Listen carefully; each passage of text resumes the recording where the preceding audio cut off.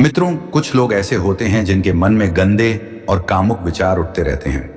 दोस्तों, आज के वीडियो में हम आपको एक कहानी के माध्यम से बताएंगे कि गंदे विचारों को रोकने के लिए स्वयं बजरंगबली हनुमान जी ने क्या बातें बताई हैं। आइए मैं आपको वह कहानी सुनाता हूं। नमस्कार दोस्तों, स्वागत है आपका हमारे धर्मार्थ ज्ञान दर्पण यूट्यूब चैनल में। तो दोस्तों, जब नारद जी इंद्रलोक गए तो उन्होंने देखा कि इंद्रदेव रंभा, उर्वशी और मेनका के साथ विषय सुख में डूबे हुए हैं। जब नारद जी इंद्रलोक पहुंचे तो इंद्रदेव उनसे मिलने भी नहीं आए, जिससे नारद जी को बहुत दुख हुआ। तब उनके मन में प्रश्न उठा कि लोग विषय वासनाओं में इतने क्यों डूबे हुए हैं। तब उन्होंने सोचा कि क्या कोई है जो अब तक कभी भी विषय वासना में लिप्त नहीं हुए। इस प्रश्न का उत्तर केवल वही दे सकते हैं। तभी उन्हें याद आया कि हनुमान जी महादेवी के अवतार हैं। देवर्षि नारद जी बिना देर किए इंद्रलोक से निकल गए और हनुमान जी के पास पहुंच गए। और उस समय हनुमान जी ध्यानमग्न थे और ध्यान में लीन थे। फिर जैसे ही नारद मुनि वहां पहुंचे तो हनुमान जी ने अपनी आंखें खोली और देवर्षि नारद जी से कहा, हे नारायण भक्त। उन्होंने कहा, देवर्षि नारद जी, आप आज हमारे पास आए हैं। क्या मेरे साथ कोई अनहोनी हुई है या किसी पर कोई मुसीबत आई है? तब देवर्षि नारद जी ने कहा, हे संकट मोचन हनुमान, ऐसी कोई बात नहीं है। मैं तो बस आपसे एक प्रश्न का उत्तर जानना चाहता था। तब हनुमान जी ने कहा कि बताओ देवर्षि नारद जी, आपका वह प्रश्न क्या है? तब देवर्षि नारद जी ने कहा कि हे संकट मोचन हनुमान, तुमने आज तक किसी स्त्री को नहीं छुआ है और न ही किसी के साथ विषय भोग किया है। लेकिन जब मैं पहुंचा इंद्रलोक, इंद्रजीत मुझसे मिला भी नहीं, क्योंकि वह रंभा, मेनका और उर्वशी के साथ काम में डूबा हुआ था। फिर मेरे मन में यह सवाल उठा कि क्या मनुष्य के मन में वासना का विचार उत्पन्न होता है और इसे कैसे रोका जा सकता है? तब महाबली हनुमान ने कहा कि हे देवर्षि नारद जी, यदि आपका यह प्रश्न है तो मैं आपको इस प्रश्न का उत्तर बताऊंगा, लेकिन इसके लिए आपके पास कथा सुनने के लिए। तब देवर्षि नारद जी ने कहा, ठीक है संकट मोचन हनुमान, मैं उस कथा को अंत तक पूरे मन और समर्पण से सुनूंगा और वैकुंठ लोक में उसका पूरा विश्लेषण भी करूंगा। फिर हनुमान जी कथा सुनाना शुरू करते हैं। मित्रों, आगे बढ़ने से पहले अगर आप हनुमान जी के भक्त हैं तो सच्ची श्रद्धा से कमेंट में जय हनुमान जरूर लिखें। हनुमान जी आपकी सभी मनोकामनाएं जरूर पूरी करेंगे। दोस्तों, आगे हनुमान जी कहानी सुनाना शुरू करते हैं और कहते हैं कि एक बार एक युवक एक सज्जन के पास आया और साधु से पूछा कि मेरे मन में इतने गंदे विचार क्यों आते हैं। मैं नहीं चाहता कि मेरे मन में गंदे विचार आएं, लेकिन फिर भी मेरे मन में गंदे विचार आते हैं। मेरे मन में हमेशा वासना के विचार उठते रहते हैं और मैं उनके बारे में सोचकर बहुत परेशान हो जाता हूं। यह सब सोचने में मेरी ऊर्जा और समय बर्बाद हो जाता है और इन विचारों के कारण मैं कभी शांत नहीं रह पाता और मैं हमेशा महिलाओं को देखकर मोहित हो जाता हूं। गुरुजी, मैं अपने आप को रोक नहीं पाता हूं। महाबली हनुमान जी ने आगे कहा कि हे देवर्षि नारद जी। उन्होंने मुस्कुराते हुए उस युवक से पूछा, क्या आप जानते हैं कि यह यौन इच्छा क्या है? युवक ने उत्तर दिया कि मुझे नहीं पता कि यौन इच्छा क्या है, लेकिन गुरुजी, यह चीज जो बहुत बुरी चीज है। तब उस सज्जन ने उस युवक से कहा कि सबसे पहले तुम्हें यह समझना होगा कि जो भी चीज हमारे अंदर प्राकृतिक रूप से होती है वह बुरी नहीं होती। उसका हमारे जीवन में कुछ न कुछ महत्व होता है। वासना कोई बुरी चीज नहीं होती। नहीं, यह हमारे मन की भावना है जो हमें किसी न किसी चीज की कमी का एहसास कराती है और फिर हम उस चीज को पाने के लिए उस चीज की ओर आकर्षित हो जाते हैं। वह सज्जन उस युवक से आगे कहते हैं कि हे युवक, उदाहरण के लिए यदि आपके पास धन की कमी है तो आपके मन में धन प्राप्त करने की इच्छा पैदा हो जाएगी। तो वासना कुछ और नहीं बल्कि एक प्रकार की कमी है जो आपको एक प्रकार की आवश्यकता महसूस कराती है, और जब यह आवश्यकता शारीरिक होती है तो हम इसे यौन वासना कहते हैं। युवक ने सज्जन से कहा कि गुरुजी, मैं काम वासना का मतलब तो समझ गया, लेकिन कृपया मुझे यह बताएं कि यह कहां से आती है और कैसे आती है। हनुमान जी ने आगे कहा कि हे देवर्षि नारद जी। तब उस आर्षि ने कहा कि काम वासना कहीं से नहीं आती, यह हमारे अंदर ही है और इसका अस्तित्व इस समय मानव जाति के लिए आवश्यक भी है। विस्तार होगा। अब उस युवक ने कहा, जब यह हमारे अंदर है और जरूरी भी है तो लोग इसे गलत क्यों कहते हैं? तरबूज महर्षि ने कहा कि यही समस्या है। लोगों ने यौन इच्छा के बारे में गलत तरीके से सोचा है। उन्होंने इसे छिपाने और दबाने की कोशिश की है। आइए प्रयास करें। वासना गलत नहीं है, लेकिन वासना का गलत तरीके से उपयोग करना गलत है। लोग सिर्फ उसी के लिए जीना शुरू कर देते हैं जिससे उन्हें प्यार होता है। उस शख्स को पाना ही उनकी राह बन जाता है और वो हर वक्त उसी के बारे में सोचते रहते हैं। लेकिन यह सब गलत है। हनुमान जी ने आगे कहा कि हे देवर्षि नारद जी, महर्षि ने युवक से पूछा, क्या आप जानते हैं कि जानवरों में भी यौन इच्छा होती है? युवक ने उत्तर दिया, हाँ गुरुजी, जानवरों में भी यौन इच्छा होती है, क्योंकि जानवर भी तो आखिर व्यभिचार करते हैं अपने वंश को आगे बढ़ाने के लिए मादा के साथ। उस आर्षि ने आगे कहा कि हम जानवरों की यौन इच्छा को गलत क्यों नहीं कहते? युवक ने कहा, गुरुजी, मुझे इसका उत्तर नहीं पता। युवक आगे कहता है, महात्मा, आप कृपया मुझे बताएं। तब महर्षि ने कहा कि जानवर अपनी यौन इच्छाओं का उपयोग सुख पाने के लिए नहीं करते। वे अपनी यौन इच्छाओं का उपयोग केवल संतान प्राप्ति के लिए करते हैं। वे प्रजनन के लिए यौन इच्छा का उपयोग करते हैं। प्रकृति ने जानवरों को इतनी समझ नहीं दी है कि वे यौन इच्छा को अपनी खुशी का आधा हिस्सा बना सकें। हनुमान जी ने आगे कहा कि हे देवर्षि नारद जी, महर्षि ने आगे कहा कि मनुष्य अपनी समझ के बल पर, लेकिन संसार में पाई जाने वाली प्रत्येक वस्तु का उपयोग मनुष्य अपने सुख के लिए करता है। हम इंसानों ने यौन इच्छा को अपने आनंद का साधन बना लिया है, लेकिन प्रकृति ने इसे हमें अपने वंश को आगे बढ़ाने के लिए दिया था। लेकिन हर इंसान ने इसे अपनी खुशी का जरिया बना लिया है। हमने इसे अपने जीवन का अंतिम लक्ष्य बना लिया है और इस तरह से यौन इच्छा पैदा होना गलत है। हनुमान जी ने आगे कहा कि युवक ने देवर्षि नारद जी से पूछा, महात्मा जी, काम वासना हम पर हावी क्यों हो जाती है, हमेशा क्यों आती है? तब उस महात्मा ने कहा, सुनो, अब मैं तुम्हें एक कहानी सुनाता हूं, उसे ध्यान से सुनना। तुम्हें तुम्हारे सभी प्रश्नों का उत्तर मिल जाएगा। तुम्हें बस इतना करना है, ध्यान से सुनो और समझो। युवक बोला, ठीक है गुरुजी। महर्षि आगे कहते हैं, एक समय की बात है। एक आश्रम में एक गुरु और उनके शिष्य रहते थे। सभी बच्चे प्रतिदिन आश्रम के बाहर स्थित देवरिया नामक स्थान पर जाते थे। महाबली हनुमान एक गांव में भिक्षा मांगने जाते थे। वह उस युवक को आगे बताता है कि उसी आश्रम का एक शिष्य भिक्षा मांगने के लिए एक गांव में जाता था और रास्ते में एक नदी पड़ती थी। एक दिन उसने देखा कि एक युवक है। वह उस युवक के पास गया और उससे बोला, भाई, तुम इस पेड़ के पीछे छिपकर क्या देख रहे हो? तभी उस पेड़ के पास छुपे हुए युवक ने कहा, अरे क्या तुम्हें दिखाई नहीं दे रहा मैं क्या देख रहा हूं? तभी शिष्य ने नदी की ओर देखा तो वहां कुछ लड़कियां पानी भर रही थीं। तब शिष्य ने युवक से कहा, अरे भाई, वहां तो लड़कियां पानी भर रही हैं, इसमें छिपने और देखने वाली क्या बात है? युवक शिष्य की ओर देखकर कहता है, अरे पागल, देखा क्या? क्या तुम नहीं देख सकते कि ये औरतें कैसे नदी से पानी खींच रही हैं? जरा उनके स्टाइल को देखिए, उनके कोमल शरीर को देखिए, उनकी पतली कमर को देखिए। मटके उठाते समय वे किस तरह हिलते हैं और उनके बाल उनकी कमर पर कैसे लहरा रहे हैं। मानवीय सौंदर्य सर्वत्र फैला हुआ है। शिष्य ने फिर से नदी की ओर देखा और इस बार भी वह देखता ही रह गया, लेकिन फिर भी उसे कुछ दिखाई नहीं दिया और वह बिल्कुल निडर था। उसे किसी भी बात का कोई डर नहीं था। लेकिन अब वह उन लड़कियों को छुप छुप कर देखने लगा और जब वह लड़कियों को छुप छुप कर देख रहा था तभी अचानक वह अंदर से कांप उठा और उसने कहा कि यह तो हम क्या कर रहे हैं? मैं जो कर रहा हूं वह सही नहीं है, मुझे यहां से चले जाना चाहिए। फिर वह तेजी से वहां से चला गया। वह आश्रम पहुंचता है। महाबली बजरंगबली आगे कहते हैं कि देवर्षि नारद जी जाकर अपने कार्य में लग गए, लेकिन आज जो कुछ उसने देखा था वह बार बार उसकी आंखों के सामने आ रहा था। वही दृश्य उसके दिमाग में चल रहा था। उसका मन वहां की हर चीज देखने के लिए बेचैन हो रहा था। वह किसी भी काम पर ध्यान केंद्रित नहीं कर पा रहा था। वह सुबह सवेरे ही शिक्षा के लिए निकल जाता था और नदी के पास एक पेड़ के पास जाता था जहां वह युवक पहले से ही मौजूद था और शिष्य भी उसके साथ हो गया और छुप छुप कर युवतियों को देखने लगा। महर्षि आगे कहते हैं, अब वह प्रतिदिन ऐसा करने लगा, लेकिन अब शिष्य का किसी भी काम में मन नहीं लगता था। वह हमेशा किसी न किसी सोच में उलझा रहता था।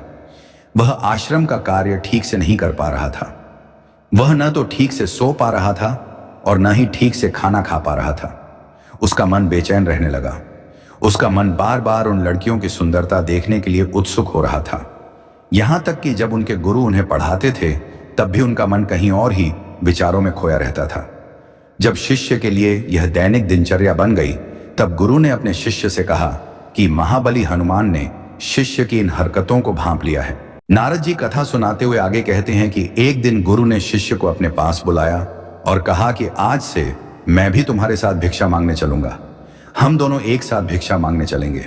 शिष्य ने मना कर दिया और गुरु से कहा, नहीं गुरुदेव, आप क्यों चिंतित हो रहे हैं, मैं अकेले ही ठीक से भिक्षा मांग सकता हूं।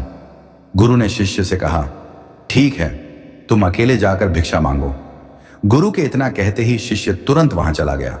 उनके जाने के बाद गुरु ने भी आश्रम छोड़ दिया और वे अपने शिष्य के पीछे चल दिए। सभी उसका पीछा करने लगे कि वह कहां जाता है और किससे मिलता है। कुछ दूर जाने के बाद गुरु ने देखा कि उनका शिष्य एक पेड़ के पीछे एक अपराधी की तरह एक युवक के साथ छिपकर कुछ पता लगाने की कोशिश कर रहा है। गुरु देख रहे थे और उन्होंने अपने शिष्य का पीछा किया। उसे आश्चर्य हुआ कि उसका शिष्य क्या देख रहा है कि वह एक अपराधी की तरह पेड़ के पीछे छिपा हुआ है। तभी गुरु ने देखा कि उनका शिष्य पेड़ के पीछे छिपकर युवतियों को देख रहा है जो नदी से जल भर रहा था। तभी गुरु ने कहा, शिष्य, तुम क्या देख रहे हो? गुरु की आवाज सुनकर वशिष्ठ घबरा गए और परेशान हो गए और उन्हें पसीना आने लगा। वह धैर्यवान और वीर पुरुष चोर की तरह कांपने लगे। चोरी करना। वह रंगे हाथों पकड़ा गया। उसकी हालत खराब हो गई। वह कुछ बोल नहीं पा रहा था, अपने गुरु की आंखों में भी नहीं देख पा रहा था। गुरु ने शिष्य की ओर देखा और कहा कि हमारा शिष्य निडर था, वह डरता नहीं था।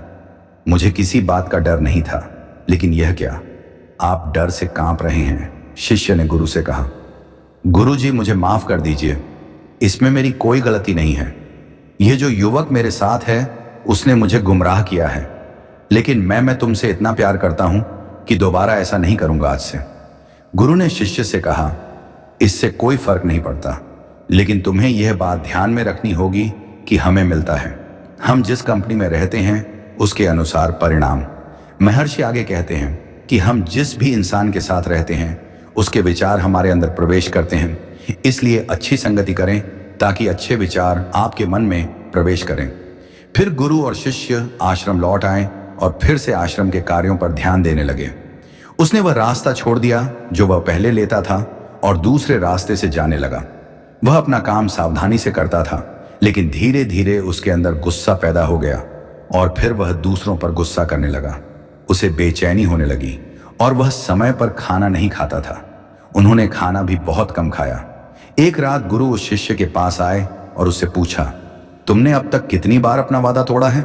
यह सुनकर शिष्य बहुत दुखी हुआ। वह अपने गुरु के चरणों में गिरकर रोने लगा।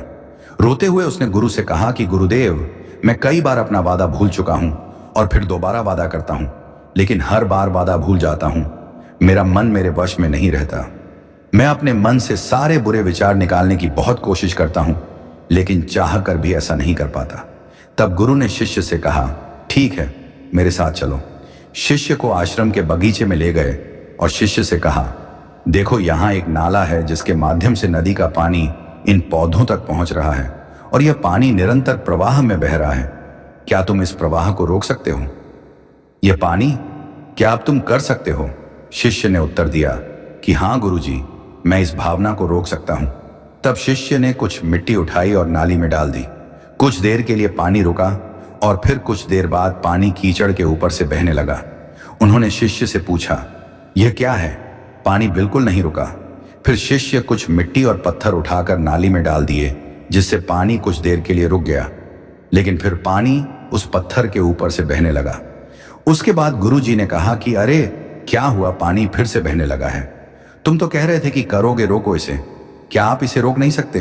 तब शिष्य ने कहा, कोई बात नहीं गुरुदेव, मैं अभी आपको यह पानी दिखाता हूं। मैं आपको दिखाता हूं कि इसे कैसे रोकना है। उसने फिर एक भारी पत्थर लाकर नाली पर रख दिया और पानी का बहाव रुक गया। शिष्य ने गुरुजी से कहा, देखिए गुरुदेव, मैंने आपसे कहा था कि मैं पानी रोक दूंगा। मैंने तुम्हें दिखाया कि पानी को कैसे रोका जाता है। मैंने आपकी बात पूरी कर दी। उसके बाद गुरुजी ने मुस्कुराते हुए कहा, ठीक है, ध्यान से देखो, पानी रुक गया है। ये पीछे नाली से बह रहा है और ध्यान से देखो, ये इस पत्थर के सामने भी पहुंच गया है और इस पानी ने अपना रास्ता बदल लिया है और फिर वह आगे की ओर प्रवाहित होगी। और फिर कुछ देर बाद वही हुआ। तब गुरु ने शिष्य को समझाया कि तुम्हारे साथ भी ऐसा ही हो रहा है। तुम बार बार कोशिश कर रहे हो, लेकिन हर बार तुम्हारी कोशिश विफल हो रही है और हमेशा ऐसा ही हो रहा है। चाहे कितनी भी मिट्टी और पत्थर डाल दो, पानी अपना रास्ता बना ही लेगा। ये सब देखकर शिष्य ने अपने गुरु से कहा, हे गुरुदेव, क्या आपके पास कोई ऐसा उपाय नहीं है जिससे मैं इन गंदे विचारों को रोक सकूं और ये मेरे मन में भी ना आए। गुरुजी शिष्य को एक नदी के पास ले गए जहां से पानी उस बगीचे में आ रहा था। गुरु ने शिष्य से कहा कि पानी इस नदी से जा रहा है, अगर हम यहां से शुरू करें तो जिस रास्ते से पानी बगीचे में जा रहा है उसे बंद कर दें। तब शिष्य ने कहा, मैं इस पानी को यहीं रोक दूंगा, फिर पानी आगे नाली में नहीं जाएगा। फिर शिष्य कड़ी मेहनत की और नदी से जाने वाले रास्ते पर पत्थर पत्थर डाल दिए। उसने उसमें मिट्टी डालकर उसे अवरुद्ध कर दिया और गुरुजी से कहा कि गुरुदेव, मैंने पानी की आपूर्ति बंद कर दी है और अब यह पानी बगीचे में नहीं जाएगा। तब गुरुजी ने कहा कि यदि पानी बगीचे में नहीं जाएगा तो पौधों को पानी कहां से मिलेगा? तो पानी की जरूरत है और उन पौधों में से कुछ पौधे ऐसे भी हैं जिन्हें रोजाना पानी की जरूरत होती है। वे सूख जाएंगे और मर जाएंगे, उनका क्या होगा? हमें पानी खोलना होगा। गुरु के वचन सुनकर रास्ता खुल गया, पानी वापस नदी में चला जाए।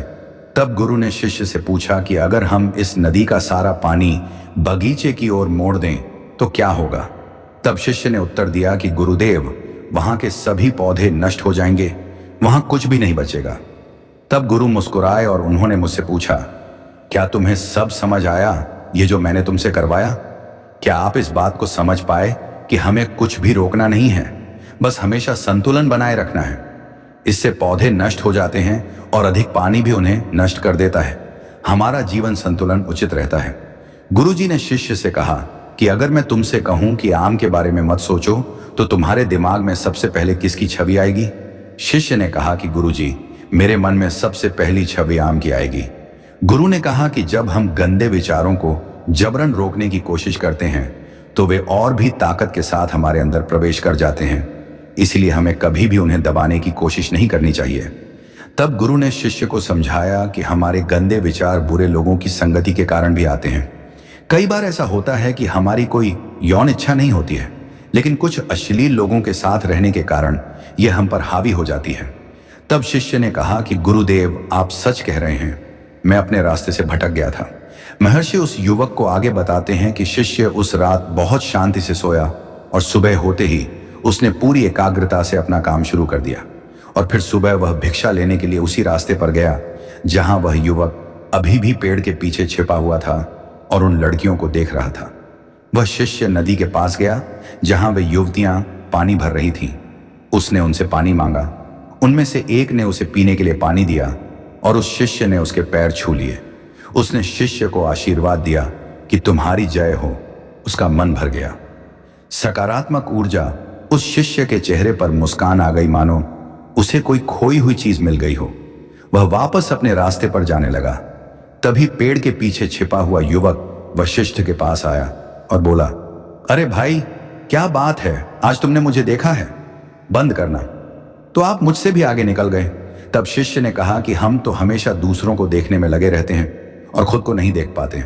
आप कब तक इस पेड़ से पीछे पड़े रहेंगे? अगर आपको कोई पसंद है तो बता दीजिएगा। वह भी तुम्हें पसंद करती है। अगर वह तुम्हें पसंद करती है तो शादी कर लो और उससे पहले तुम्हें कुछ बनना है। खुद को जानो, इस तरह अपना समय बर्बाद मत करो। फिर वह युवक उस शिष्य से रोज मिलने लगा और उस युवक ने नदी पर जाना बंद कर दिया और फिर वह युवक अपना जीवन जीने लगा और कुछ बनने के लिए संघर्ष करने लगा। अब महात्मा महर्षि ने मेरा मार्गदर्शन किया और गुरु के कारण एक शिष्य और दूसरे युवक के मन की वासना समाप्त हो गई। अब महाबली बजरंग बली ने कहा कि हे नारद जी, अब आपको सब समझ में आ गया होगा कि मनुष्य को संभोग और गंदे विचारों से बचने के लिए क्या करना चाहिए। तब देवर्षि नारद जी ने कहा कि हाँ, पवन पुत्र बजरंग बली हनुमान, अब मुझे आपकी बात समझ में आ गई होगी। तो दोस्तों, अपनी संगति बदलिए, आपके विचार अपने आप बदल जाएंगे। जब आपके मन में बुरे विचार आएं तो खुद को दोष न दें, बस उन विचारों को संतुलित करने का प्रयास करें और खुद को पहचानें।